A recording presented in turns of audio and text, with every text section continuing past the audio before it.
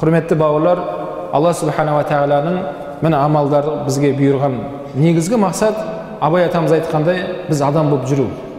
Адам болып келген соң мен қалай надан болайын. Алланың парызын орындамаған кезде біз көп қателесеміз. Біздің ақылымызы шектеулі.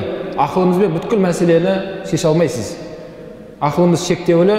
Сол себепті Алла Тағала қияметке дейін осы Құранды заң қылып түсіріп берген шариғат. Бұл шариғат өзгермейді. Қияметке шейін Алланың шариғаты осылай тұрады. Кім шариғатпен жүреді, ол адам қиямет күнге дайындалып жатыр. Бауырлар, қиямет қайым біз ойлағандай жай күн емес.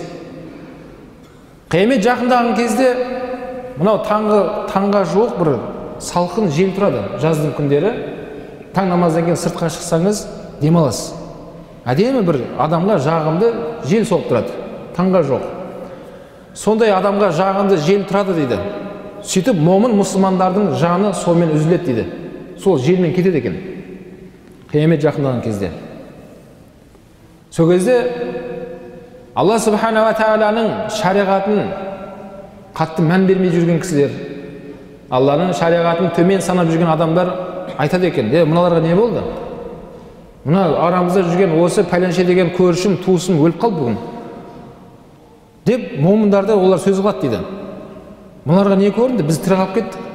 Мыналарда бірдеңе болды ғой деп олар сөз қылады дейді. Қияметтің белгілері сол кезде басталады. Қияметте өте азап болады. Тіпті Құран кәрімде Алла Субхана айтады: баласын емізіп отқан ана дейді, баласын тастап кетіп қалады дейді. Осы аяттың тәпсірінде ғұламалар айтады: неге осы сәтті бізге келтірді десе, ана мен баланың арасындағы мейірімді оны жеткізу мүмкін емес айтуға дейді. Ең үлкен мейірім анасы баласын емізіп отқан сәт екен. Қалған кезде бір-бірі мейірім деп айтамыз, жан ашыды деп айтамыз. Бірақ анасы баласын емізіп отқан сәтке жетпейді екен біздің мейірімділіктеріміз. Оны жеткізу мүмкін емес айтып дейді. Сол баласын емізіп отқан анасының өзі баласын тастап кетіп қалады деді. Бүгінгі күнге не болды деп. Бала шыңғырып жылап жатыр, қарамайды дейді оған. Адамдар мас адамдар секілді теңселіп көшеге шығады бәрі дейді. Бірақ олар мас емес дейді.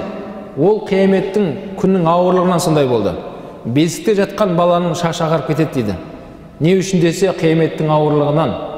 Сол кезде жер сілкініс, аспан жарылу, жұлдыздар ағу, қияметтің белгілері басталады. Ол азаптарды Алланың сүймеген құлдары ғана көреді екен. Алланың сүйікті құлдары жұма намазға келіп, безгі намазын үзбей оқып жүрген адамдар иншалла көрмейді. Өйткені жаңа сөздің басында айтылғандай, ол адамдарды сол күнді көрсетпей Алла Тағала жанын алып қояды екен. Ондай ауыр күнді көретіндер Алланың сүймеген құлдары. Аллаға қарсы келген қауымдарға осы өмірде де азап оларға, келесі өмірден Алла кешірсін бәрімізді. Келесі өмірде де оларға күйзелтуші азап күтіп тұр.